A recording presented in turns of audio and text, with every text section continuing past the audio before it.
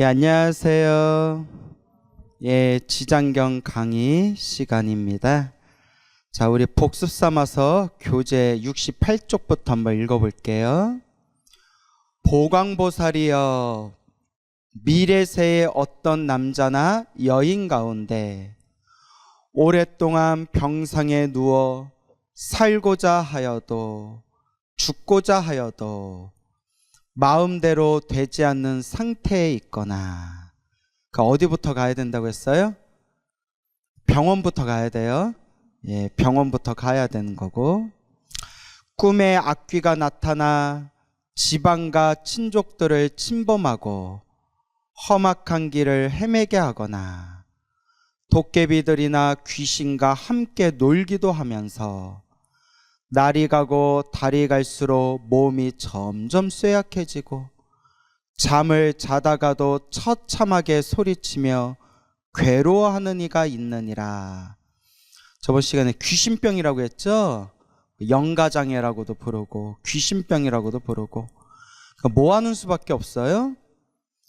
간절하게 염불하고 기도해야 되는데, 제가 수많은 분들을 살펴봤지만 정말 업장이 두꺼운 사람은 기도를 한다 안 한다? 안 해요. 정말 업이 두꺼운 사람들은 정말 간절하게 누구보다도 염불하고 기도해야 되는데 기도하지 않는 사람들이 굉장히 많습니다. 왜 안 할까? 뭐가 두꺼워서? 업이 두꺼워서 그래요. 내가 힘들고 괴롭고 답답할 때일수록 뭐 해야 된다? 기도해야 된다. 간절하게 염불해야 된다. 여러분들은 기도 열심히 해야 안 해요? 별로 안 하는 것 같은데. 뭐 흉내는 좀 내겠죠. 우쩍한 말이지만 간절하게 해야 돼요. 이 사람은 업도에서, 업의 길에서, 업도에서 죄업의 가볍고 무거움을 정하지 못하여 목숨을 버리지도 못하고 병이 나을 수도 없게 된 것이니 보통 사람의 속된 눈으로는 도저히 알 수가 없느니라. 부처님처럼 지장보살처럼 깊은 지혜의 눈과 신통의 힘이 있어야 이 중생들의 업보를 꿰뚫어 볼 수가 있대요. 우리가 인생 살다 보면 저 사람은 왜 저렇게 사나? 저 사람은 왜 저렇게 괴롭고 힘든 일을 만났을까? 저 사람은 왜 저렇게 몸이 아프고 낫지도 않고 저렇게 괴로움 속에서 살아갈까? 사실 우리 눈으로 알아요, 몰라요? 몰라요. 뭐 100번 본들 어떻게 알겠어요? 막말로 나도 나를 모르는데 어떻게 남을 알겠어요? 그죠? 내가 나도 모르는데 어떻게 남을 알아요? 중생의 보통 사람의 속된 눈으로는 알 수가 있다 없다. 다만 부처님 경전에서는 다 뭐대로 살아가더라? 업대로 살아가더라. 여러분들이 행복하고 기쁘고 즐거운 일이 있으면 그만큼 무엇을 많이 지은 거예요? 복을 많이 지은 거고, 다 자기 복대로 짓는 거예요. 복대로 사는 거예요. 자기 업대로 사는 거예요. 여러분들이 힘들고 괴롭고 답답한 일을 만났다면 그것도 누가 지은 업이에요? 내가 지은 업의 인연대로 살아야 된다. 알겠죠? 그러니까 우리 중생들이 이번 생에 좀 정신 차리고 자꾸 복도 짓고 선업도 짓고 공덕도 좀 닦고 이 부처님 가르침을 좀 잘 닦아야 되는데, 백날 절에 다녀도 잘 된다 안 된다? 안 돼요. 그래서 이거는 제 얘기기도 해요. 여러분한테 뭐라고 하는 게 아니라 이것도 제 얘기인데, 우리가 수행이 술술 됐으면 우리 벌써 다 성불했다니까요. 근데 잘 안 되죠. 그래서 자꾸 마음으로 내가 복을 지어야지, 복을 지어야지, 내가 나쁜 업을 짓지 말아야지, 나쁜 업을 짓지 말아야지, 자꾸 내 머릿속에 세뇌를 시켜야 돼요. 세뇌를 머릿속에 딱 습관이 들어야 돼요. 자꾸 조금이라도 복 지으려고 노력하고, 내가 조금이라도 나쁜 짓을 짓지 않으려고 노력하고. 그러니까 불교는 무슨 법이라고 했어요? 인연법, 인과법이라고 하잖아요. 그러니까 여러분들이 행복해지고 싶다면 행복해질 수 있을 만한 좋은 인연을 지어야 돼요. 그러려면 마음을 잘 써야 돼. 알겠죠? 그래서 우리가 자꾸 부처님 가르침을 만났을 때 복을 지으려고 노력해야 된다. 예전에 되게 충격적인 모습을 봤는데 나 그거 보고 너무 충격받았어요. 작년인가 재작년인가 작년인가 제가 이름만 대면 알만한 엄청나게 유명한 큰 절에서 법문을 했거든요. 뭐 워낙 제가 법문에 많이 다녀서 어딘지 모르겠죠. 근데 저기 지방에 있는, 또 어느 절인지 말하기 좀 그렇잖아요. 지방에 있는 어디 정말 이름만 대면 알만한 엄청나게 유명한 저 큰 절에서 법문을 했을 때 어느 거사님께서 이렇게 책 몇십 권을 보시하셨어요. 광우스님 법문 왔다니까 책을 몇십 권 보시하셨는데, 그래서 딱 책이 모자랄 수 있으니까 오신 분들만 가져가세요 이랬어요. 그거 당연한 거죠. 그러니까 책이 모자랄 수 있으니까 오신 분들만 한 권씩 가져가세요. 근데 막 노보살들 중에 막 3-4권씩 가져가는 거예요. 막 2권씩 3권씩. 근데 공통점이 다 뭐예요? 노보살님들. 예? 여러분은 아니에요. 예, 또 오해하실까봐 또 삐져가지고 다음 주부터 안 나온다. 이 얘기 듣고 다음 주부터 안 나오면 자기가 노보살이라고 인정하는 거예요. 나 아직 젊어 이러면 신경 안 쓰셔도 돼요. 알겠죠? 몇 권씩 가져가는 거예요. 책이 모자른다고 했는데. 그러니까 그때 어느 중년의 보살님이 그 한 책 이렇게 몇 권 가져간 보살님한테, 보살님 저 책을 못 받았는데 그 책 한 권만 저 주세요. 그거 어떻게 해야 돼요? 그런 걸 우리가 법문 때 배웠잖아요. 욕심 부리지 말아라, 인색하지 말아라, 사람들한테 나누어라, 베풀어라, 그래야 복을 받는다. 다 알아요, 몰라요? 다 알잖아요. 다 알아요. 근데 그 노보살님이 끝까지 책을 안 주시는 거예요. 왜냐? 집에 가서 며느리 준다고. 그러니까 그렇게 내가 법문할 때 앞에서 박수 치면서 맞아 복 지으면서 살아야 돼 이러놓고 나 충격받았어요. 내가 이렇게 막 목이 아프도록 법문하는 게 무슨 의미가 있나? 라는, 요새 애들 말로 현타가 오더라고요. 제가 뭘 얘기하고 싶은지 알겠죠? 그러니까 여러분, 절에서 주는 거 마음대로 가져가도 돼. 알겠죠? 절에서 떡을 주면 떡 가져가도 되고요, 절에서 과일 주면 과일 가져가도 되고요. 근데 주변에 좀 베풀 줄을 알아야 된다. 분명히 그 절에서 책이 모자랄 수 있으니까 그냥 오늘 오신 분들만 좀 가져가세요 라고 분명히 얘기했는데 2권씩 3권씩 가져가는 거예요. 집에 가서 가족 줄 거라고. 막말로 그냥 좀 우리 불교 출판 좀 조금 먹고 살게 좀 만 몇천 원뿐이 안 하는 거 그냥 전 가족들 주려면 좀 사서 보든가. 뭔 얘기인지 알겠죠? 그래서 그때 내가 그렇게 복지으라, 주변에 베풀어라, 욕심 부리지 말아라, 큰 스님들이 수없이 말씀하셨고 그렇게 법문에서 얘기하는데도 중생들이 된다 안 된다? 안 되는구나. 저 보살님 마음 쓰는 거 보니까 악담이 아니에요. 악담이 아니라 인과법으로 봤을 때 다음 생에도 오라지게 고생하시겠구나. 안타까움. 우리 다 배웠잖아요. 이거 저주가 아니에요. 알겠죠? 그분이 행복했으면 좋겠어. 저 맨날 연불하고 마지막에 일체 중생이 행복하게 해달라고 항상 축원하잖아요. 다만 우리가 배운 인과법에서 봤을 때 저렇게 절에 와서도 욕심 부리고 베풀 줄을 모르는데 저 보살님도 다음 생에 뭐 하겠구나? 다음 생에 또 고생 좀 하시겠구나. 그래서 여러분한테 하는 얘기 아니에요. 여러분한테 하는 얘기 아니지만 그래도 나한테 하는 얘기구나 하고 우리가 반성해 봐야겠죠?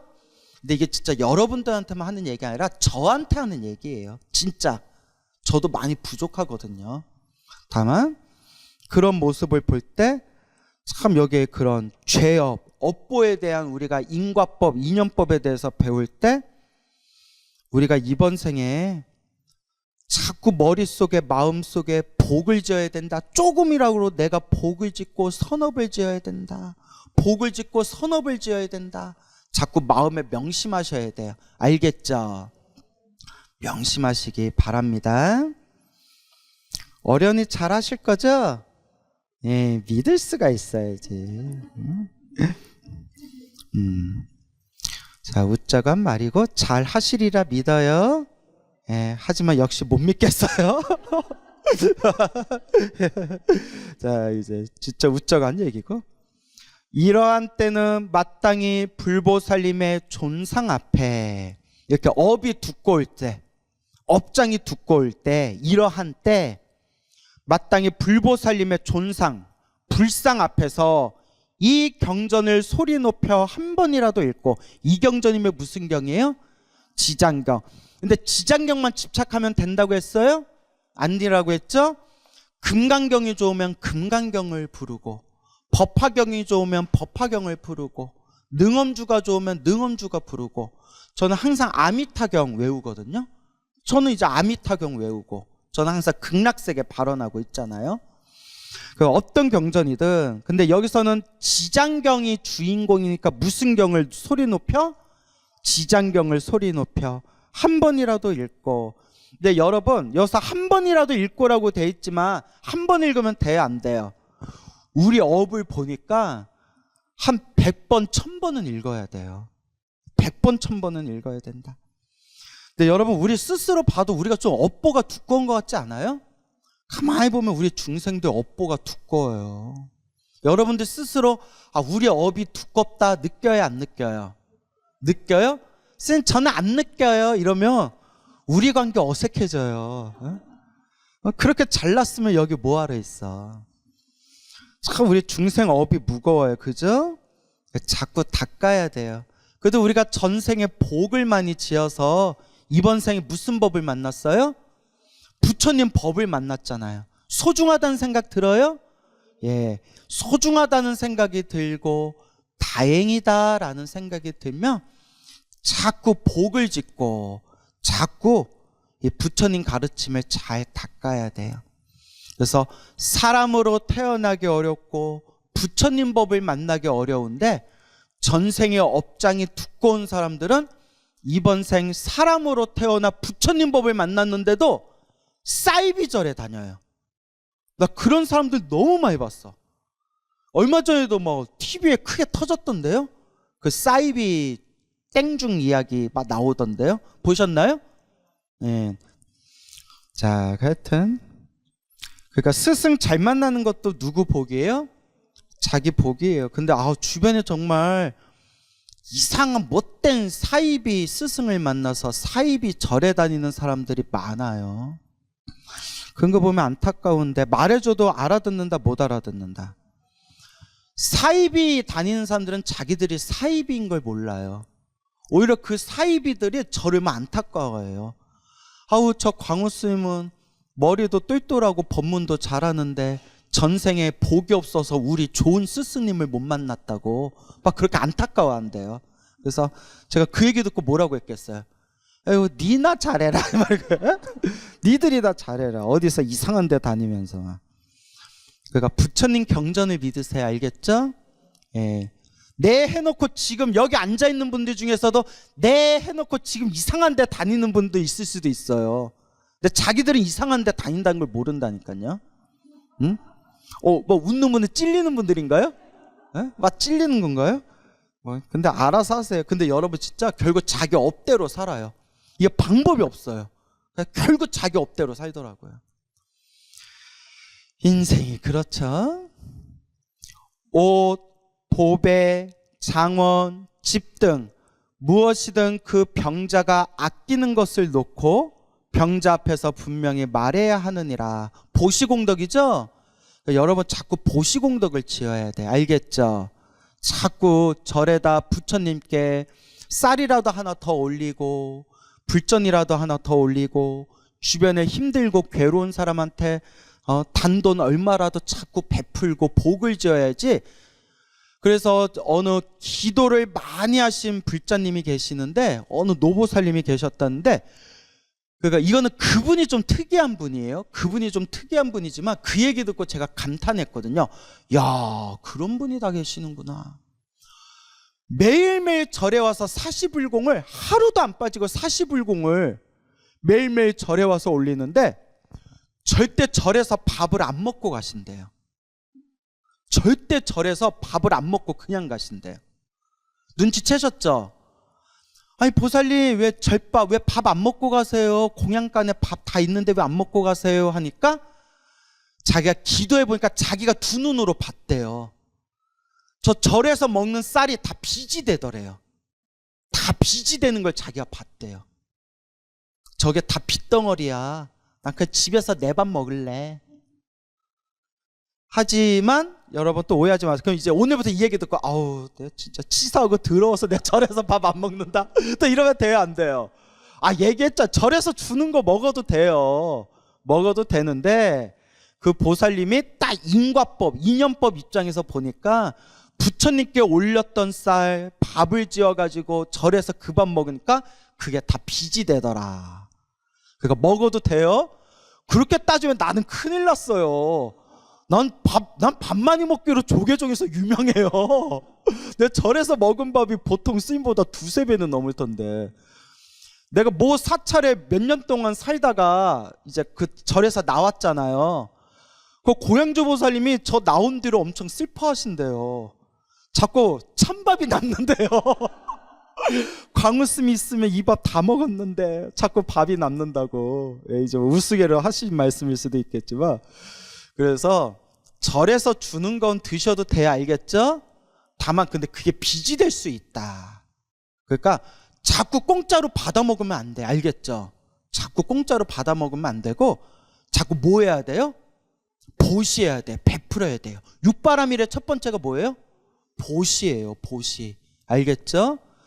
저는 그 도리를 알기 때문에 저도 뭐 좀 부끄럽지만 저도 여기저기 주변에 보시를 꾸준히 해요. 제가 1년에 보시하는 거 얼마인지 알면 여러분들 깜짝 놀랄걸요? 가르쳐 드릴까요? 안 가르쳐 주지. 안 가르쳐 주지. 예. 자, 그래요. 하여튼 많이 보시해요. 근데 이제 누구 복 지으려고? 내 복 지으려고. 알겠죠? 예. 왜 비웃어요? 뭐? 그거 누가 비웃어요? 자, 예? 부러워서요? 예, 아예 그 뭐 자랑하려고 한 말은 아니에요. 예, 그러니까 자꾸 보시해야 된다. 예. 그 병자가 아끼는 것을 놓고 병자 앞에서 분명히 말해야 하느니라. 저의 아무개 등은 아픈 사람을 위하여 경전과 불보살상 앞에 이 물건들을 올려 공양합니다. 공양 올립니다. 이것으로 경전을 만들거나 불보살님의 존상을 조성하거나 탑과 절을 만들거나 등을 밝히거나 부처님 도량에 포시하겠습니다. 무슨 말인지 알겠죠? 그러니까 지장경 보면 우리 불자가 어떻게 살아야 되는지 지장경에 다 나와요. 그러니까 여러분들 남는 돈 있으면 무엇을 만들거나 경전을 만들거나 불보살님 존상을 불상을 조성하는데 사용하거나 탑가절을 만들거나 부처님 오신 날 등을 밝히거나 혹은 좋은 일에 부처님 도량에 보시하겠습니다. 여러분 참 이런 말은 제가 입에 담을 수도 없는 얘기인데 뭐 워낙 사건 사고가 많으니까 신도들이 이제 정성으로 보시를 했는데 그 보시한 걸 못된 사람들이 횡령을 하는 경우도 있어요. 그렇죠, 여러분. 예. 그리고 뭐 우리 무슨 복지단체, 불우이웃돕기 단체에서도 그거 사람들이 기부한 거 횡령해가지고 그게 감사에 걸려가지고 뉴스에 크게 나오고 그런 거 몇 번 터지니까 사람들이 기부하던 금액이 뚝 떨어졌다고. 그 불신 사회가 돼서 아유 기부해봤자 엉뚱한데 흘러갈 텐데 하고 기부 안 하는 그런 문제도 생기고 막 그런 거 뉴스에 나왔잖아요. 그죠? 그래서 이것만 알아두세요. 저 사람이 횡령을 했건 안 했건, 물론 올바른 곳에 써야 돼. 알겠죠? 올바른 곳에 쓰려고 했는데도 눈 뜨고 당하는 경우가 있잖아요. 그죠? 내가 분명히 저 스님 믿고 저를 믿고 좋은 곳에 보시했는데 나는 분명히 믿었는데 저 사람들이 이렇게 횡령하는 경우도 있을 수 있잖아요. 그죠? 근데 다행인 게 뭐냐면 내가 좋은 마음으로 보시했다면 그걸로 끝이래요. 그걸로 이미 나는 복을 받는데요. 뭔 얘기인지 알죠? 예. 그래서 내가 정말 믿고 좋은 마음으로 좋은 곳에 보시했으면 그걸로 이미 내 복은 쌓인 거래요.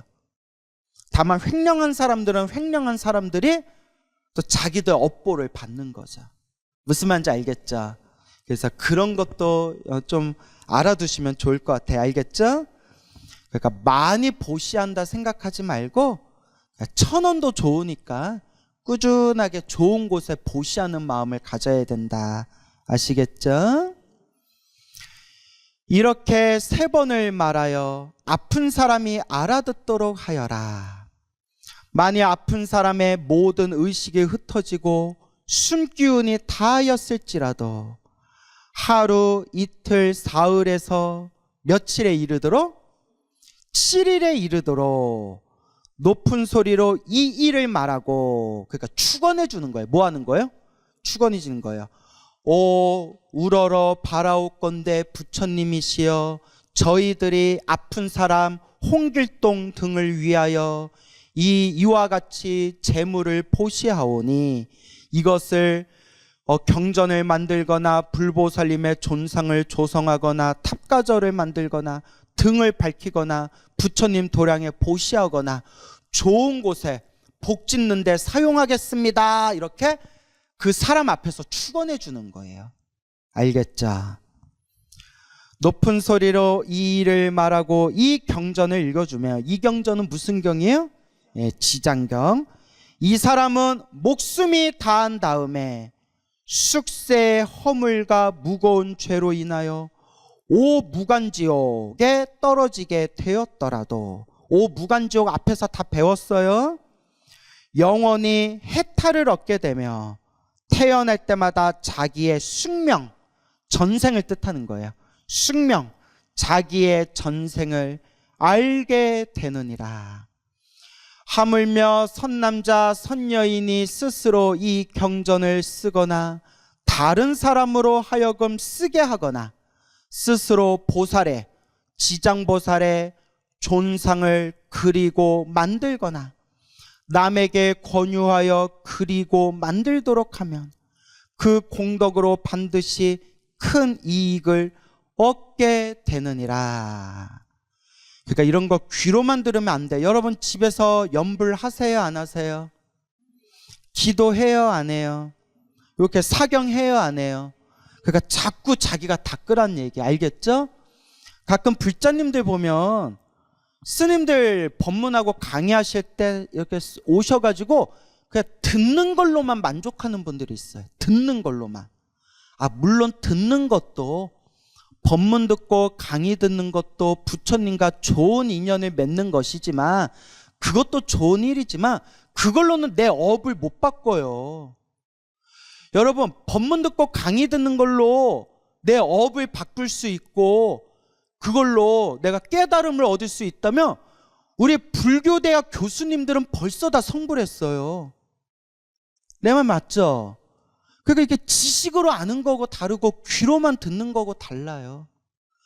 염불하고 부처님께 절하고 사경하고 자꾸 닦으셔야 돼요. 알겠습니까? 그러므로 보광보살이여, 어떤 사람이 이 경전을 독송하거나 한 생각만이라도 이 경전을 찬탄하고 공경하는 사람을 보거든. 어떤 경전? 지장경. 분명히 여기서 얘기하죠. 이 경전, 지장경을 독송하거나 한 생각만이라도 이 지장경을 찬탄하고 공경하는 사람을 보거든. 그대는 마땅히 백천가지 방편으로, 그러니까 여러 가지 방법으로 그들에게 권하여 정진하는 마음이 물러나지 않도록 하라. 그리하면 현재와 미래의 100천만억의 불가사의한 공덕을 능히 얻게 되느니라. 무엇을 얻게 된다? 공덕을 얻게 된다. 근데 보세요. 보광보살이요, 어떤 사람이 이 지장경을 독송하거나 한 생각만이라도 이 지장경을 찬탄하고 공경하는 사람이 보면 더 열심히 해라, 더 열심히 해라, 권유하라고 나오죠. 근데 우리 주변에 덜 떨어진 불자들 중에는 지장경, 지장기도하는 사람을 무시하는 사람들이 있어요. 그죠, 여러분? 그래서 우리 주변에 불교 공부를 엉터리 한 사람들이 지장경을 가볍게 여기고 무시하는 사람들이 있다니까요. 근데 이제 여러분들은 이 지장경 같이 읽으면서 와, 지장경이 참 좋은 경전이구나 라는 거 느껴지죠? 얼마나 좋아요. 얼마나 지장경이 좋아요. 지옥에 있는 중생 제가 다 제도하겠습니다. 이 지장보살의 가르침이니 이 지장경이 얼마나 좋아요. 그러니까 지장경을 읽거나 독송하거나 지장기도 하는 사람들이 있으면 어떻게 해야 된다? 아이고 잘한다 잘한다 칭찬해 주라는 거예요. 그러면 불가사의한 공덕을 얻게 된다. 근데 우리 중생들이 왜 지장경을 무시하느냐? 따라해보세요. 아집, 법집. 아집은 나에 대한 집착, 내 것에 대한 집착. 법집은 법에 대한 집착, 내가 하고 있는 가르침이 최고다라는 집착. 그러니까 여러분, 부처님 팔만대장경의 가르침은 하나도 우리가 우습게 보면 안 돼요. 다만 부처님이 중생들 눈높이 수준에 맞춰서 법을 설하신 거예요. 내가 금강경이 좋으면 그냥 금강경 독송하면 돼요. 단 나와 맞지 않다고 해서 부처님 다른 경전을 비방하면 된다 안 된다? 근데 그런 단체가 있어요. 금강경 독송하는 단체가 있는데 금강경 말고 다 무시하는 그런 단체가 있어요. 부처님이 언제 그렇게 가르쳤어요? 그게 법집이에요. 법집. 법에 대한 집착. 또 어떤 데는 법화경만 최고래요. 법화경 말고 다 필요 없대요. 아니, 부처님이 법화경만 최고라면 부처님이 그냥 법화경만 설했지 팔만대장경을 뭐하러 설했겠어요. 천수경은 천수경대로 좋고 금강경은 금강경대로 좋고 법화경은 법화경대로 좋아요. 물론 법화경을 대승경전의 왕이다라고 불렀지만 우리 역대 큰 스님들 중에서는 경전 중에서 최고의 경전은 화엄경이다 이렇게 설법하신 분들도 많아요. 그러니까 금강경은 금강경대로 좋아요. 근데 내가 금강경 공부한다고 지장경을 무시하면 안 된다는 거예요. 법화경은 법화경대로 좋아요. 저도 법화경 엄청 좋아해요. 근데 내가 법화경 공부한다고 지장경을 무시하면 안 된다는 거예요. 근데 이상하게 우리 한국의 불자님들 중에서는 이렇게 지장경 하면 막 가볍게 여기고 무시하는 그런 좀 덜 떨어진 불자들이 있어요. 그 덜 떨어졌다는 게 아직 제대로 공부를 못했다는 뜻이에요. 욕을 하는 게 아니라, 알겠죠? 아주 좀 떨어졌다, 좀 덜 떨어져 있다. 그 제대로 못 들어가서 그래요. 부처님 경전에 제대로 공부하면 이 세상에 무시할 경전이 있다 없다. 다 나름대로 소중하구나. 천수경에서 말씀하지 않은 내용이 금강경에 나오고요, 금강경에 없는 내용이 천수경에 나와요. 그러니까 골고루 봐야 돼요. 금강경이 최상의 가르침이지만 금강경에 없는 내용이 법화경에 나와요. 그러니까 제대로 공부하려면 금강경도 보고 법화경도 봐야 돼요. 법화경이 불교 최고의 경전이지만 법화경에 나오지 않는 우리 중생이 성불하기 위해서 어떻게 보살행을 닦아야 됩니까? 이 보살행에 대해서 완벽하게 나와 있는 경전이 화엄경이에요. 법화경에서 나오지 않은 내용을 우리가 화엄경에서 또 듬뿍 받아갈 수가 있어요.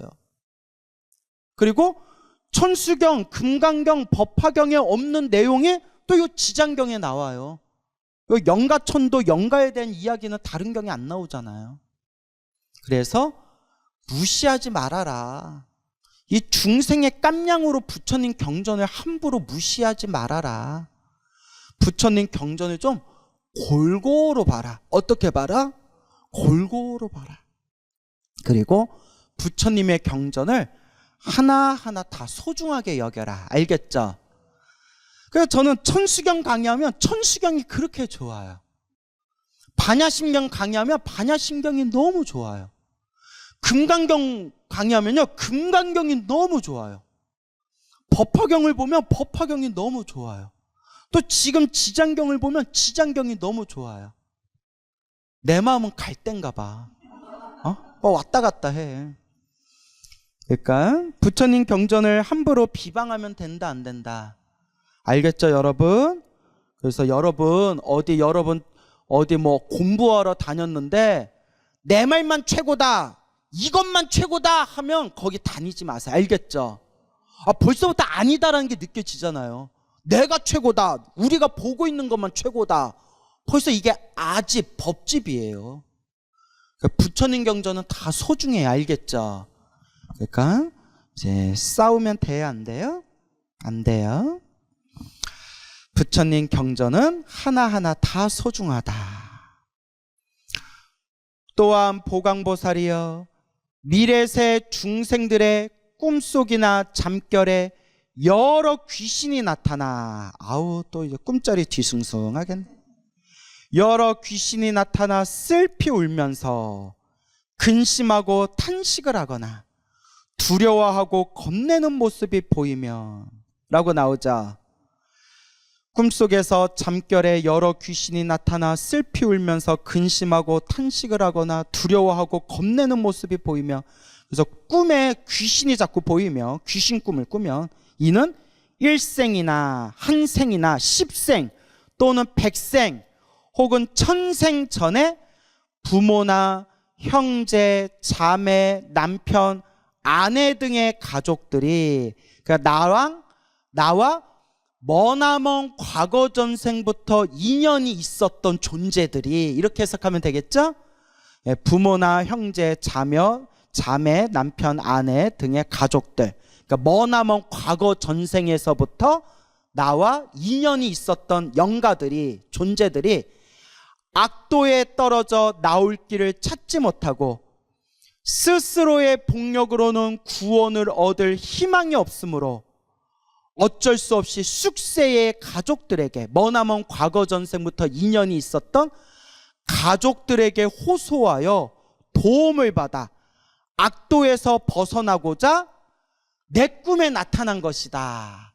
나 좀 구해주소, 나 좀 구해줘서, 이렇게 호소하여 도움을 받아 악도에서 벗어나고자 하는 것이다. 며칠 전에 제가 제주도 갔다 왔어요. 제주도의 푸른밤 아세요?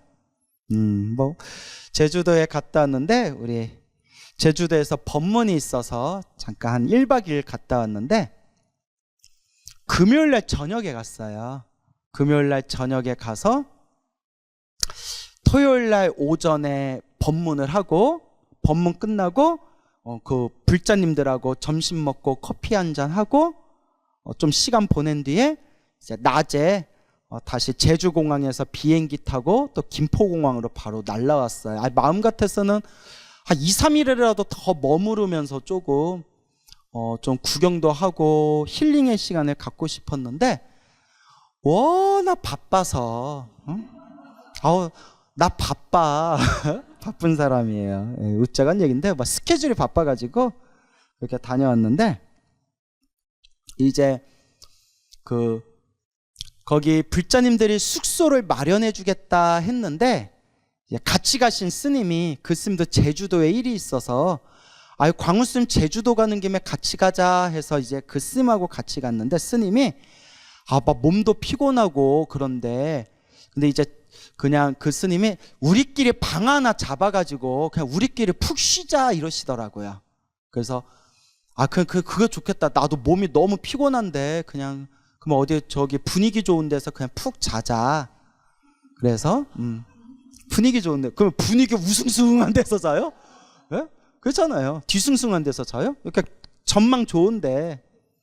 그래서 스님이 이렇게 바다가 보이는 숙소를 하나 얻었어요. 바다가 쫙 보인다. 너무 좋더라고요. 바닷바람에. 와, 방 잘 잡았다, 잘 잡았다 이러면서. 끝까지 들어보세요. 예, 끝까지 들어보세요. 예, 맞네. 제가 그래서 이제 스님하고 거기 저녁에 거기 이제 용두암 아시죠? 용두암에 다 한 3, 40분, 한 40분 넘게 4, 50분 시원한 바닷바람 맞으면서 다 걷고 또 이렇게 또 뭐 차 커피도 한 잔 마시고 또 아포가토도 하나 먹고 또 이렇게 뭐 시원한 키위 주스도 먹고 뭐 더럽게 많이 먹는다 생각해볼까? 예? 뭐 밥도 맛있게 먹고 차도 마시고 스님하고 이런저런 대화도 하고 그리고 이제 침대에서 이렇게 푹 잠이 들었는데 제가 평소에 염불을 많이 해서 그럴 수도 있고 제가 별로 생각이 없이 살아서 그런지 제가 항상 꿈자리가 나쁘지가 않아요. 뭐 꿈은 많이 꿔 꿈자리가 제가 편안한 편인데 그날 꿈에서 나무 아미타불 나무 아미타불 나무 아미타 나무 아미타불 꿈에서 하루 종일 염불했어요. 귀신의 집에 갇혀가지고 진짜 귀신의 집에 갇혀서 귀신들이 너무나 생생 막 소름이 막 돋으면서 귀신들이 스물스물 귀신이 나타나지는 않았는데 느낌상 그 귀신의 집이었어요. 귀신의 집에 갇혀서 귀신들이 막 사방에서 스물스물 나타날 것 같은 느낌이 들면서 나도 모르게 믿을 건 뭐밖에 없어요? 그러니까 급할 때 염불이 나오잖아요. 꿈에서 하루 종일 그러니까 꿈속에서 하루 종일 나무 아미타불 나무 아미타불 나무 아미타불 나무 아미타불 하다가 잠에서 딱 깼는데 한밤중에 깼는데 새벽에 꿈을 깨서 깼는데도 입으로 나무 아미타불 나무 아미타불 나무 아미타불 옆에서 스님 저쪽 침대에서 스님은 막 코 골고 자고 있고 나 나무 아미타불 나무 아미타불 그래서 뭔지는 모르겠지만 부처님이 보호해 주셨다 딱 그 느낌이 들더라고요. 다 경험 있잖아요. 없나? 부처님이 보호해 주셨다. 그래서 희한하다. 내가 그렇게 꿈자리가 항상 맑은 편인데 물론 꿈속에서 귀신의 집에 갇혀가지고 나무 아미타불 염불하면서 딱 내가 보호받은 느낌을 받았지만 이렇게 분위기 좋은 곳에서 내가 왜 이런 꿈을 꿨나 그런데 이거랑 똑같은 경험도 몇 년 전에 똑같은 경험을 했었어요. 근데 똑같은 경험을 했는데 그때도 어디서 잤을 때 내가 이와 똑같은 경험을 했냐? 호텔에서 잤을 때. 기억이 안 나는데 서울의 유명한 호텔이었어요. 무슨 일이 있어서 서울 호텔에서 이렇게 또 그때도 스님들하고 같이 그때 3명이 같이 잤는데 그때는 아예 내가 잠꼬대를 했대요. 옆에 스님이 들었는데 자면서 나무 아미타불 막 이랬대요. 왜 그랬냐고. 그래서 근데 내가 꿈에서 잠꼬대하면서 나무 아미타불 하면서 제가 축원을 했대요. 모든 중생이 괴로움에서 벗어나고 모든 중생이 행복하게 해주세요. 나무 아미타불 막 이렇게 소리 질렀대요. 증인이 있어요. 그때 같이 잤던 스님들이. 저까지 3명이서 같이 잤거든요. 몇 년 전이에요. 왜 그랬냐 했는데 아직도 생각나요. 그때도 무슨 꿈을 꿨다? 귀신 꿈을 꿨어요. 그래서 막 꿈속에서 막 나무 아미타불 염불했거든요. 그래서 제가 평소에 귀신 꿈을 안 꿨는데 내가 나무 아미타불 잠꼬대 할 정도로 귀신 꿈을 꿨던 2번의 경험이 호텔에서 잤을 때와 외부 숙소에서 잤을 때. 그래서 제가 느낀 게 난 평생 절에서 살아야 되는 밖에서 자면 안 되는구나. 남들은 잠 잘만 자는데 그랬던 적이 있었고 한 번 더 있었다.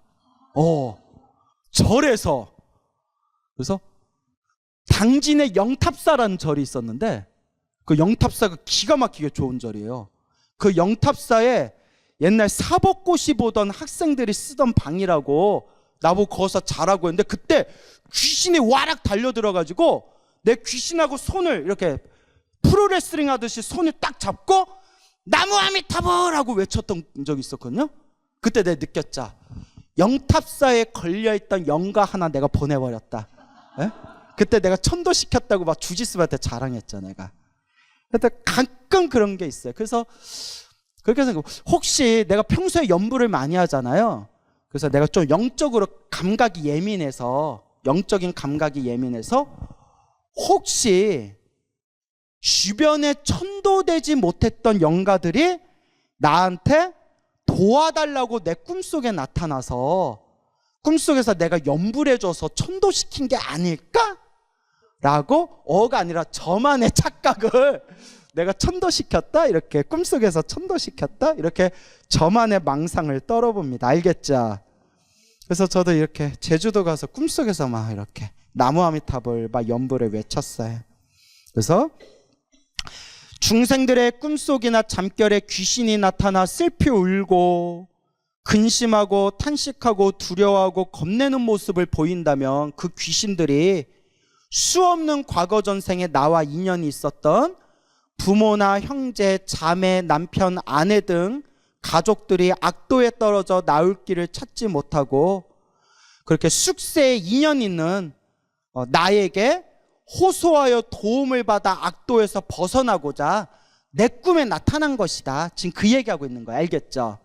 그러니까 저도 지금 우스갯소리로 그 꿈 귀신 얘기했지만 제 꿈에도 그 평소에는 보이지도 않던 그 귀신들이 제가 어디 가서 바깥에 있는 숙소나 호텔에서 잠을 잤는데 그때 이렇게 나타나는 거는 제가 스스로 생각하기에 아마 천도되지 못한 주변의 영가가 나한테, 내가 평소에 연부를 많이 하니까 이거 나 좀 천도해 주십시오 하고 내 꿈에 나타난 거 아닐까? 이렇게 저도 한번 그렇게 한번 이렇게 망상을 떨어본다는 거예요. 알겠죠? 근데 그러거나 말거나 신경 쓸 필요 있어요, 없어요? 없어요. 진짜 신경 쓸 필요 없어요. 우리는 뭐 귀신 꿈 꾸거나 말거나 나타나거나 말거나 딱 뭐만 하면 돼요? 그렇죠. 연불. 그냥 부처님만 믿고 연불하면 된다. 그 말씀을 꼭 드리고 싶습니다. 알겠죠? 자, 이어서 계속 읽어볼게요. 보강보살이여, 그대는 신통력으로 그 가족들로 하여금 불보살님의 존상 앞에서 지극한 마음으로 이 경전을 읽게 하거나, 이 경전이 무슨 경이에요? 지장경. 그러니까 지장경이 이렇게 좋아요. 다른 사람을 시켜서 읽게 하되 그 수요를 3번에서 7번까지 이르게 하라. 그러니까 몇 번 이상은 읽어라? 예, 3번 이상은 읽어라. 3번에서 7번까지라고 돼 있잖아요. 예, 그래요. 이제 한글도 잘 못 읽어요. 3번 이상은 읽어라. 몇 번까지는 읽어라? 7번까지는 읽어라. 근데 우리는 7번 읽으면 돼요, 안 돼요? 우리 업보는 한 70번 읽어야 돼요, 여러분. 몇 번? 70번. 그러니까 많이 읽을수록 좋다. 그리하며 악도에 떨어진 부모 등의 권속들이 독경하는 소리를 듣고 해탈을 얻어 다시는 꿈속에 나타나지 않느니라. 꿈에서 귀신이 이제 안 나타난다는 거예요. 저 이런 얘기를 너무 많이 들었어요.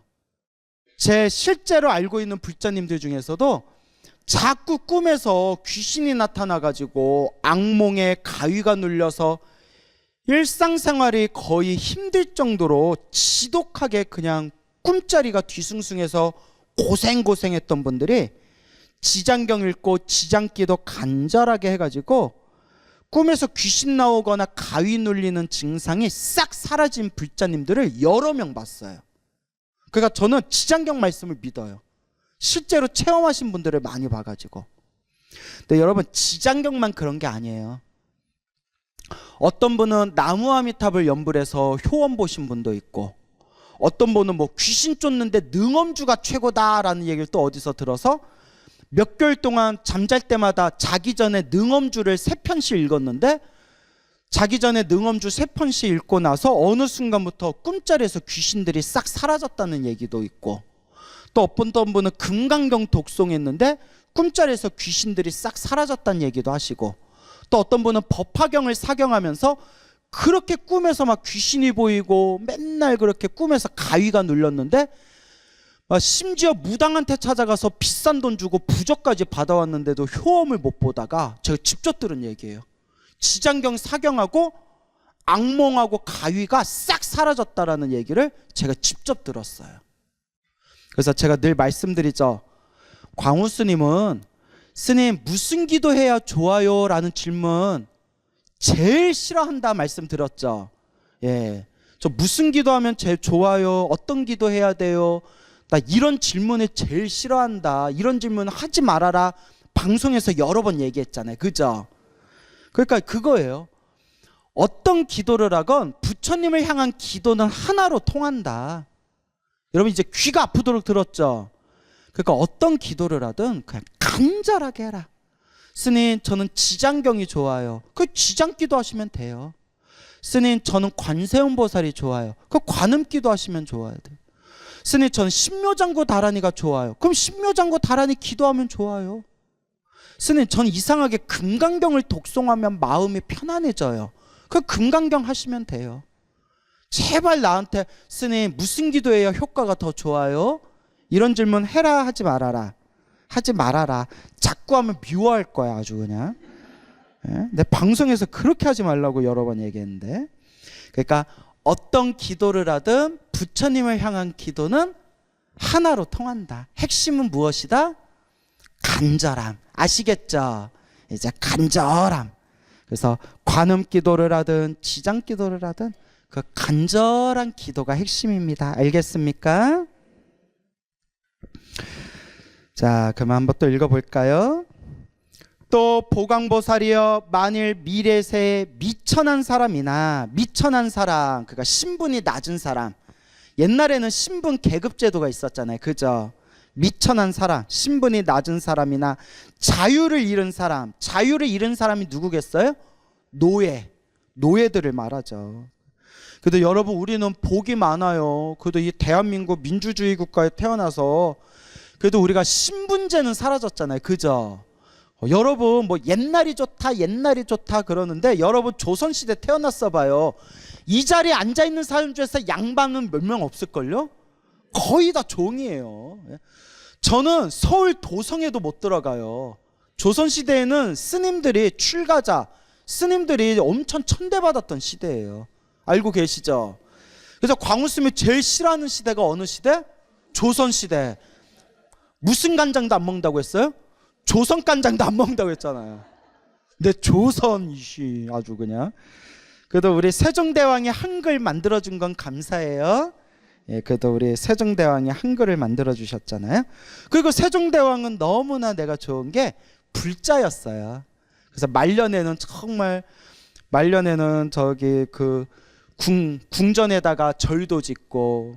근데 이제 재밌는 게 제가 이제 조선왕조 500년 책을 보는데 세종대왕이 너무나 머리가 천재적인 사람이고 말도 잘했잖아요. 그러니까 항상 신하들과 토론을 했대요. 그래 우리 한번 따져보자.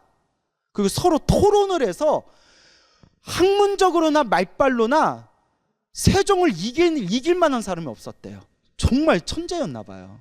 그 숱한 양반들, 유생들, 관리들, 학자들과 끊임없이 토론하고 끊임없이 설득하고 또 토론하고 그런 어떤 합리주의자였는데 말년에 갈수록 근데 세종대왕의 말년에 몸이 많이 아팠대요. 알고 계시나요? 몸이 종합병원이었대요. 근데 사람이 몸이 아프면 좀 짜증이 많아져요. 그죠? 그래서 그런지 몰라도 세종대왕이 나중에 나이가 들수록 어떻게 변해가냐면 젊었을 때는 그래 토론 한번 해보자 하고 막 몇 날 며칠 동안 서로 토론하고 논쟁하고 설득을 시켰는데 나이가 들수록 이렇게 얘기하더래요. 됐어. 니들이 뭘 알아? 니들이 뭘 알아? 하라는 대로 해. 이렇게 약간 그런 식으로 이제 변했다. 그런 얘기가 있는데 그래도 세상에 세종대왕 같은 임금이 어디 있어요. 그죠? 예, 근데 조선왕조 500년 그 역사책을 보면 세종대왕이 정말 백성들을 위해서 노력을 많이 했지만 그래도 그 시대 때는 백성들이 살기가 힘들었대요. 막 중국에 공물 바쳐야 되고 부역을 해야 되고 막 노동해야 되고 그런 거에 비하면 그래도 어느 시대에 태어난 우리가 참 복이 많아요? 지금 이 시대에 태어난 우리가 참 복이 많아요. 그죠? 그래서 누가 그러더라고요. 스님, 대한민국이 제가 해외여행을 엄청 많이 다니고 출장을 많이 다녔는데 정말 한국 같은 나라 없습니다. 대한민국 같은 나라 없습니다. 그래요?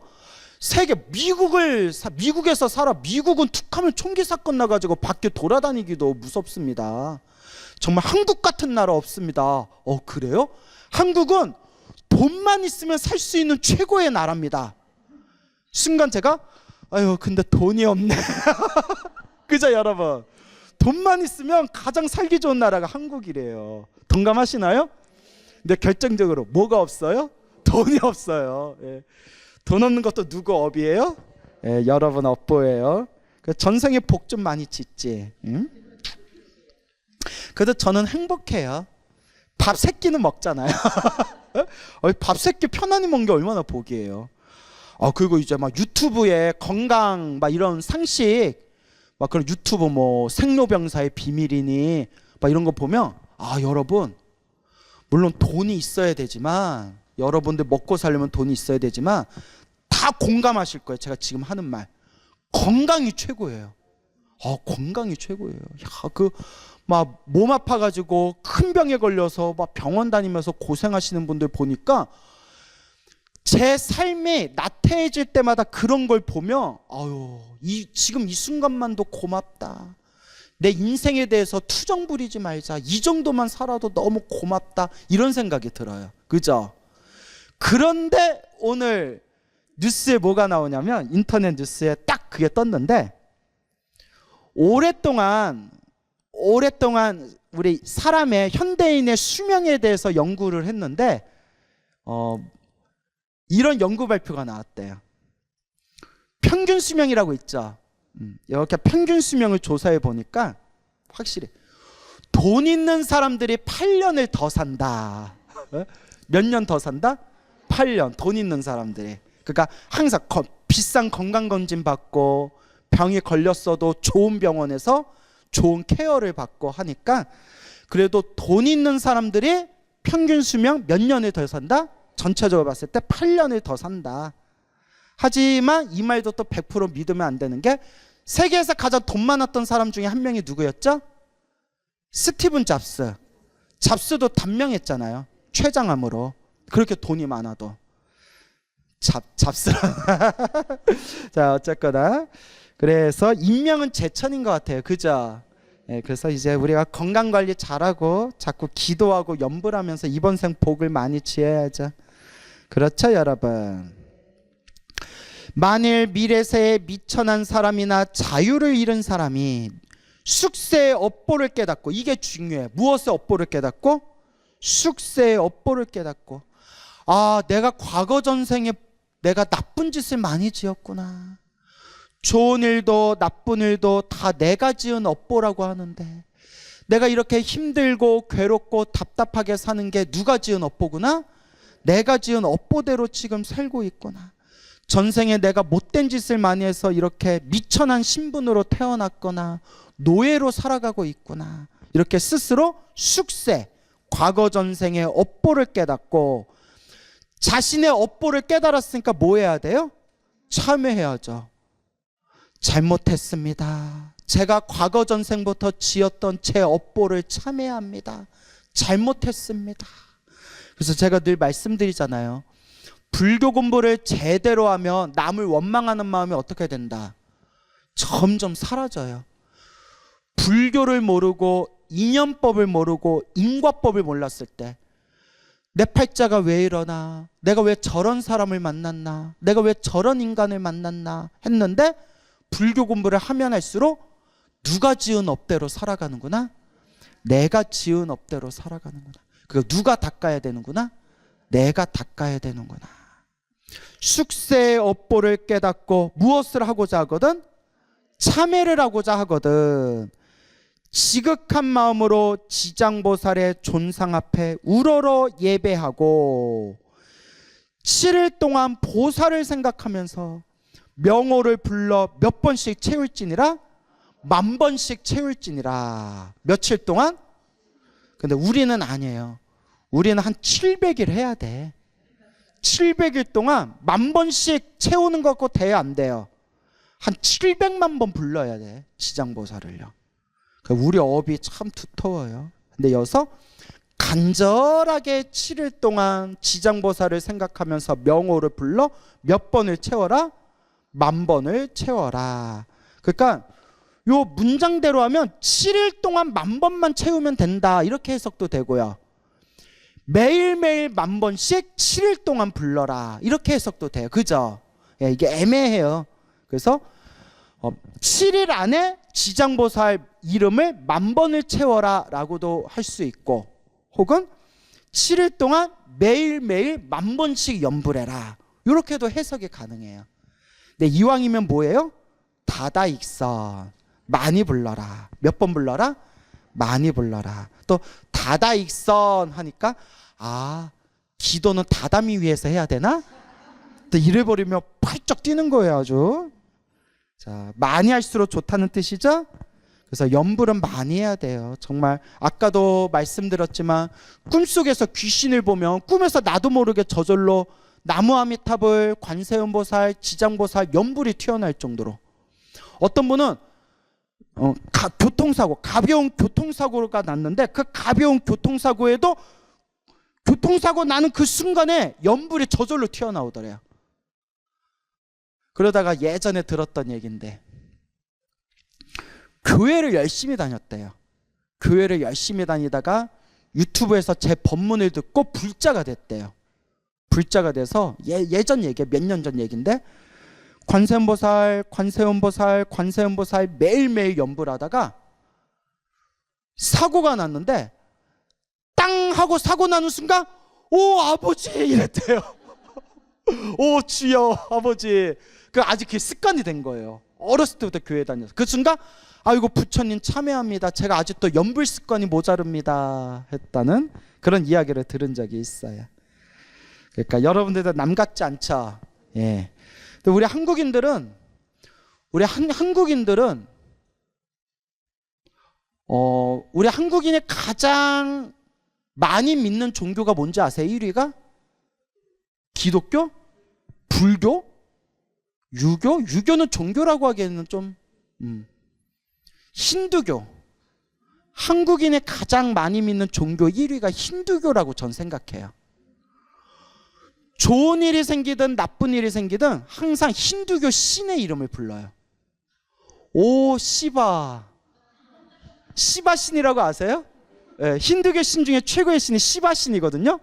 사고가 나도 시바. 좋은 일이 생겨도 오 시바 이러잖아요. 그래서 제가 한국인이 제일 좋아하는 신이 무슨 신이구나? 시바 신이구나. 제가 뭐 잘못 말했나요? 자, 그냥 웃자고 한 얘기예요. 예, 그래서 자꾸 입에 습관이 돼야 되는 거예요. 그러니까 나쁜 일이 생겼을 때에도 시바 하지 말고 나무아미타불, 아이고 관세음보살, 아유 지장보살, 이렇게 연불하는 습관을 들이라는 거예요. 알겠죠? 예, 연불하는 습관을 들여라. 이렇게 하면 지금의 과보가 다한 후에, 왜냐하면 내가 지은 업보기 때문에 갚기는 갚아야 돼. 뭔 얘기인지 알죠? 그러니까 지금 내가 받고 있는 업보가 다한 후에, 크게 받을 걸 어떻게 받아요? 작게 받죠. 크게 받을 걸 작게 받죠. 이렇게 7일 동안 지장경을 읽고 지장보살을 생각하고 명호를 불러 10,000번씩 채운다면, 더 나아가 꾸준히 매일매일 기도하고 연불하고 복을 짓는다면, 지금의 과보가 다한 후에 10,000,000생 동안, 그러니까 태어날 때 동안 항상 어떤 몸으로 태어나며? 존귀한 몸으로 태어나며 다시는 사막도의 고통을 겪지 않게 되느니라. 사막도, 지옥, 악귀, 축생, 사막도의 고통을 겪지 않게 되느니라. 보강보살이여 미래세 연부제에서, 연부제는 다른 말로 남선부제라고 부른다고 했죠? 그래서 우리 인간 세상을 남선부제라고 하고, 그래서 어떤 분이 질문을 하더라고요. 스님, 제가 이제 스님 지장경 법문 듣고 지장기도를 시작했는데요, 지장보살 지장정근할 때 나모 남방 화주 대원 본존 지장보살 지장보살하고 들어갔잖아요. 대원 본존은 이해가 간다. 대원 본존, 큰 원력을 갖춘 근본이 되는 높은 분. 이거는 강의 들을 때 들어서 이해가 안 돼. 왜 남방화주라고 하느냐? 여러분 알고 계세요? 몰라요? 근데 여태까지 질문을 안 했어요? 자, 남방화주가, 남방은 어느 쪽을 남방이라고 하겠어요? 에? 설마 어머 너 오늘 입은 남방 너무 어울린다. 지장보살은 남방 입고 다니시는구나. 이러면 또 돼요, 안 돼요? 펄쩍 뛰어요. 또 남방은 남쪽을 뜻해요. 화는 교화하다, 제도하다, 사람을 교화하다, 중생을 교화하다라는 표현 있죠? 화, 주인 되는 분, 으뜸되는 분. 그래서 남쪽에 중생을 교화하는 주인 되는 분, 으뜸되는 분. 자, 따라서 남방, 남쪽의 중생을 교화하는, 제도하는 주인 되는 분. 그러면 그 남방이 왜 남방이겠어요? 자, 따라서 남선부재. 이제 알겠죠? 남선부재가 뭐라고 했어요? 우리 여기 인간 세상에서 미륵부처님이 오시기 전까지 중생들을 제도하시는 으뜸되는 분이다. 이제 남방화주가 무슨 뜻인지 알겠죠? 한 달 후에 물어보면 또 모른다고 할걸? 응? 자, 잘 기억해 두세요. 이렇게 하나씩 배워두는 거예요. 연부제, 남선부제에서 새로 남자 아기나 여자 아기가 태어났을 때 7일 이내, 누가 태어났을 때 7일 이내? 아기가 태어났을 때 7일 이내에 이 불가사의한 경전을 읽어주고, 불가사의한 경전이 뭐예요? 지장경. 이 지장경 불가사의한 경전을 읽어주고 다시 보살, 지장보살의 명호를 10,000번 불러주면 그 애기한테 엄청난 복이 간다는 거예요. 비록 과거 여러 생의 허물로 인하여 죄보를 받을지라도 곧 해탈을 얻게 되며 안락하게 잘 자라고 수명이 연장되느니라. 만일 복을 받아 태어난 아기라면 안락과 수명이 더욱 더하게 되느니라. 그 아기가 엄청나게 복을 받는다는 거예요. 그래서 여러분, 제가 여기서 꼭 하고 싶은 얘기가 있는데, 이분도 불자들 사이에서 유명하신 분이에요. 불자들 사이에서 유명하신 분이고 유튜브에서도 많이 활동하는 분이시고 저보다 한참 선배님이라서 제가 누군지 밝힐 수는 없지만, 근데 그분은 관음기도를 좋아하세요. 신도들한테 관음기도 많이 권해라 하는데, 우연히 그분 유튜브 썸네일과 그분 법문에서 제가 쏘스라치게 깜짝 놀라는 이야기를 몇 년 전에 들은 적이 있었어요. 뭐냐? 그러니까 그분도 당신 법집에 사로잡힌 거예요. 그 사람은 이제 사람들한테 관음기도를 많이 권하시는데, 그 스님은 이런 식으로 얘기하는 거예요. 관음기도 해라. 관음기도가 최고다. 여기까지는 괜찮아요? 뭐라고 하면 누가 지장기도에 대해서 물었나 봐요. 그러니까 딱 하신 말씀이, 지장기도는 죽은 사람 영가한테나 해주는 기도다. 죽은 사람 영가한테나 해주는 기도니까 무슨 기도가 최고다? 관음기도가 최고다. 그 죽은 사람 영가들한테 기도해 줄 때나 지장기도 하는 거다. 그러니까 이렇게. 근데 제가 늘 하는 얘기 있잖아요. 경전대로 얘기하라고요. 누구 뭐대로 얘기해라? 경전대로 얘기하라고요. 제 말이 지나친가요? 부처님 말씀대로 얘기해야죠. 그러니까 신도들이 자꾸 헷갈려하는 거예요. 스님들마다 내용이 다르니까. 유튜브에서 스님들한테 법문 듣고 강의 들으면 스님들마다 법문 내용이 다르니까 신도들이 헷갈려하는 거예요. 그렇다고 여기서 그러면 내 법문만 들어라 이러면 또 안 되죠. 이건 아집이죠. 다만 제가 꼭 얘기하고 싶은 거는 부처님 말씀대로 얘기하라고. 지장경은 죽은 사람한테만 기도해 주는 거다라는 내용이 어디에 나와요? 나와요, 안 나와요? 이거 분명히 나오잖아요. 새로 태어난 남자아기나 여자아기를 위하여 이 지장경을 읽어주고 지장보살 연부를 해주면 새로 태어난 아기가 엄청난 복을 받게 될 것이다. 살아있는 사람을 위해서 기도해줘도 복을 받는다고 딱 나오잖아요.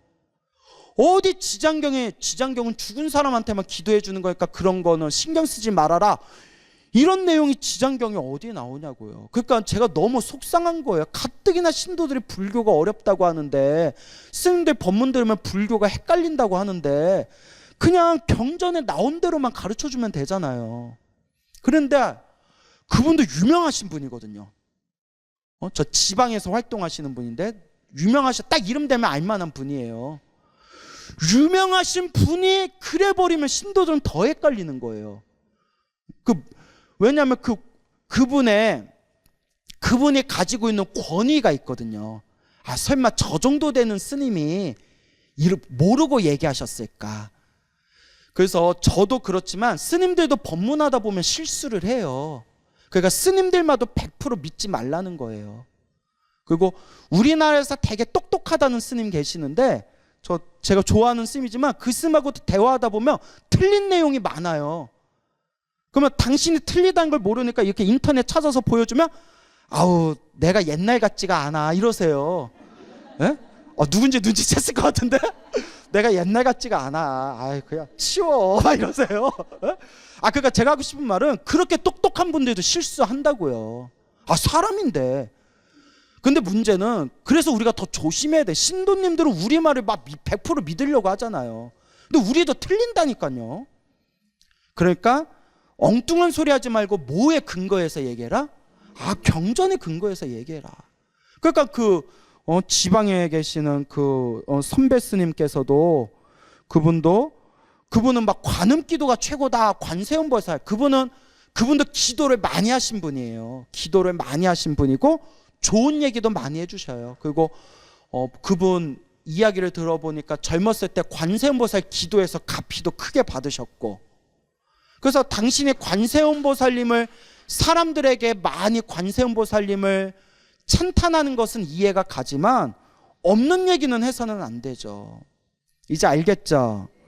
그러니까 우리 신도님들도 자꾸 잘못된 정보를 듣고 불교를 설명할 때 왜곡되게 설명하는 불자님들이 많아요.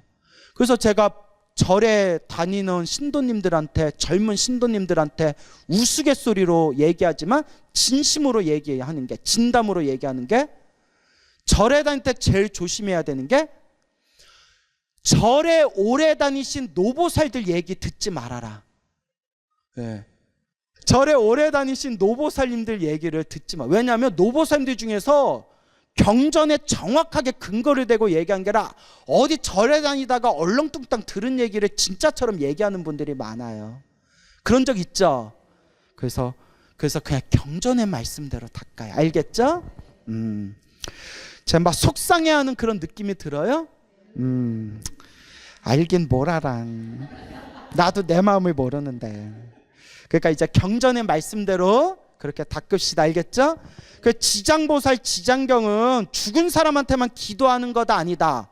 아니다. 살아있는 사람, 심지어 태어난 지 얼마 안 되는 아기들을 위해서 기도해줘도 큰 복을 받는다 대놓고 나오잖아요. 그러니까 관음기도는 관음기도대로 좋고 지장기도는 지장기도대로 좋은 거예요. 부처님을 향한 기도는 다 좋은 거예요. 알겠죠? 자, 아는 스님이 있는데 저도 천지파련 신주경 알죠? 천지파련 신주경이 위경이에요. 그 위경도 학자의 조선시대에 만들어진 위경일 거다라고 봐요. 그러니까 한국에서 만들어진 위경. 그래서 저희 이제 스님들도 이제 천지파련 신주경은 위경이다. 그리고 기도를 많이 하신 스님이 있는데 그 기도를 많이 하신 스님도 젊었을 적에 천지파련 신주경을 외우면 큰 가피를 얻는다고 해서 자기가 천지파련 신주경을 엄청 열심히 외웠대요. 근데 정말 그 에너지가 있대요. 자기는 느꼈대요. 그 힘과 에너지가 있대요. 그리고 저 주변에 특히 옛날 노스님들 중에 지금도 천지파련 신주경 외우라고 신도들한테 권유하는 노스님들이 있어요. 왜냐? 본인들이 엄청난 가피를 체험했거든요. 자기가 체험했으니까. 제가 얘기하잖아요. 신묘장구다라니로 효과 본 분들은 사람들한테 뭐 하라고 시킨다? 신묘장구다. 금강경으로 효과 보신 분은 금강경 하라 가르치고, 지장경으로 효과 보신 분은 지장경으로 하라고 그러고. 저는 이것저것 효과를 많이 봐가지고 사람들한테 가르칠 때도 저도 헷갈려요. 뭘 시켜야 되지? 그래서 제가 얻은 결론이 하나라도 그냥 하고 싶은 걸 열심히 해라. 그래서 그 스님하고 대화를 나누다가 스님이 봐도 천지파련 신주경은 후대에 만들어진 위경이 맞죠. 위경이 거짓경전. 후대에 만들어진 위경이 맞죠. 내가 봐도 위경이야. 그 내용을 봐도 무슨 천지파련 신주경이면 부뚜막에서 이경을 외우면 막 이런 거 나오는데, 부처님이 부뚜막에서 이경을 외우면 좀 격 떨어지잖아요. 부처님이 그런 말씀 하셨겠어요? 그리고 결정타가 인도 불교에 없는 중국 문화 특유의 음양 오행 사상이 나와요. 음양 오행 사상은 이거는 그냥 설명할 것조차 없는, 그냥 이거는 중국이나 한국에서 만들어진 게 100% 확실해요. 그렇죠? 인도에는 음양 오행 사상이 없어요. 근데 천지파량 자체가 음양 오행 사상이에요. 팔량. 그런데 내가 질문했죠. 근데 스님, 천지파량 신주경이 후대에 만들어진 위경인데, 주변에 보면, 특히 옛날 노스님들 보면 천지파량 신주경으로 효과 보신 분이 엄청 많다. 이걸 어떻게 해석하냐 하니까 그분 말씀이, 광우스님, 내가 젊었을 때 천지파량 신주경 기도를 내가 되게 열심히 했다. 열심히 했는데 나는 천지파련 신주경이 후대에 만들어진 가짜 경전이란 걸 알지만 정말 무시할 수 없는 게 천지파련 신주경에는 정말 묘한 에너지가 있다. 정말 어떤 힘, 에너지가 있다. 그러면 후대에 만들어진 건데 후대에 만들어진 그 경전에 어떻게 그런 힘이 있는 것 같냐. 그분이 이렇게 얘기하는 거예요. 자기가 기도하면서 느낀 게, 특히 그분은 약간 신장 기운이 예민해. 무슨 기운? 요거 얘기하면 또 썰이 길어진데, 어디 도량에 가면 그 도량을 옹호하는 신장들이 있잖아요. 그 우리가 신중기도 하잖아요. 어느 절에서 기도를 하고 어느 절에서 잠을 자면 꿈에서 그 절 신장을 꿈에서 많이 꾼대요. 그래서 뭐 어디 절에서 잤을 때는 신장이 어떤 모습이고 어느 절에서 자면 신장이 또 어떤 모습이고, 그런 얘기를 하는데, 또 이런 얘기하면 야 무슨 무당 신하라 까먹는 소리 하고 있냐 뭐 이런 얘기. 하여튼 그 스님이 기도를 많이 한 스님이거든요. 그러면서 천지파량 신주경을 기도하면서 자기가 느낀 게, 천지파량 신주경은 신장들이 좋아하는 기도 같대요. 신장들, 그 에너지가, 그러니까 관세음보살 보면 관세음보살의 에너지가 있고, 지장보살 하면 지장보살의 에너지가 있듯이 천지파량 신주경은, 천지파량경은 좀 신장들이 좋아하는 기운 같다고. 그래서 제가 뭐라고 했냐면, 그러면 스님, 이게 후대에 만들어진 가짜 경전인데, 위경, 가짜 경전인데 왜 어떻게 신장들이 이 경을 좋아할까요? 했더니 이제 그분 추측이, 여기까지는 자기 추측인데, 후대에 신통력이 있는 스님이 만든 경 같다고. 그러니까 뭐 그냥 그분 견해예요. 뭐냐면 그냥 자기가 생각한 거 얘기할 수 있잖아요. 그 후대에, 먼 후대에 수행을 많이 하고 신통력이 있는 스님이 중생들을 위해서 기도빨 빨리 받으라고 만든 경이 천지파량 신주경인 것 같다. 그런 얘기를 하더라고요. 근데 나름대로 일리가 있죠. 근데 이젠 그건 그분 견해고, 그렇지만 저는 신도님들한테 천지파량 신주경 같은 경이 에너지가 있다 하더라도 이왕 제대로 기도하는 불자라면 무슨 기도를 해라? 자, 따라해보세요. 불보살 기도. 무슨 말인지 알죠? 이왕이면 부처님 이름을 부르거나 보살님의 이름을 부르거나. 아니 좋은 기도 얼마나 많아요. 뭐 금강경 기도, 법화경 기도, 지장경 기도 얼마나 많아요. 그래서 이왕이면 무슨 기도를 하셔라? 불보살 기도를 하셔라 말씀드리는 거예요. 알겠죠? 자 그런 부분이 있습니다. 보강보살이여, 미래세 중생들은 매달 1일, 8일, 14일, 15일, 18일, 23일, 24일, 28일, 29일, 30일, 10제일에 10가지 내 몸과 마음을 다스리는 날 10제일에 모든 죄의 가볍고 무거움이 결정되느니라. 왜냐하면 이거에 사천왕경이라는 경에 보면, 거기서 보면 이런 제일날에, 특별한 날에 사천왕들이 이렇게 이제 중생들 살고 있는 모습을 보면서 이 제일날에 제일날에 중생들이 어떻게 살아가나라는 걸 명부에다 기록을 한대요. 뭐 진짠지 모르겠어요. 진짠지 모르겠고 그런 내용이 나와요. 사천왕경 같은 경. 그 사천왕경도 후대에 만들어진 경이다라는 썰이 있어. 근데 이런 거 따지면 한도 끝도 없잖아요.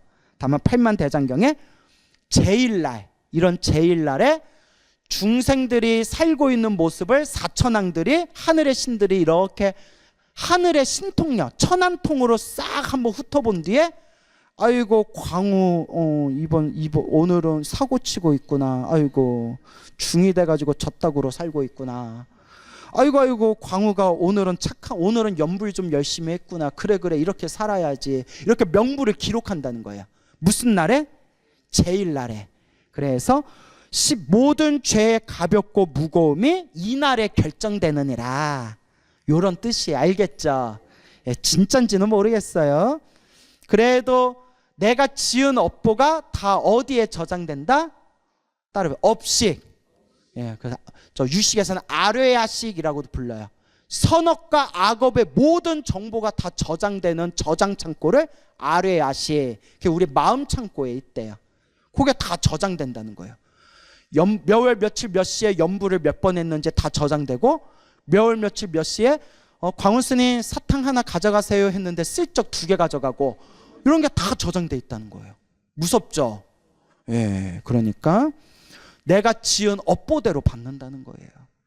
그러니까 나쁜 업을 더 많이 져야겠어요? 좋은 업을 더 많이 지어야겠어요? 좋은 업. 그리고 좋은 업을 많이 지어서 나쁜 업보를 다 소멸해야 되는 거예요. 여러분, 마음 창고에 좋은 업이 더 많이 쌓인 것 같아요? 나쁜 업이 더 많이 쌓인 것 같아요? 좋은 업? 자기 입으로? 뻔뻔해. 나쁜 업? 예?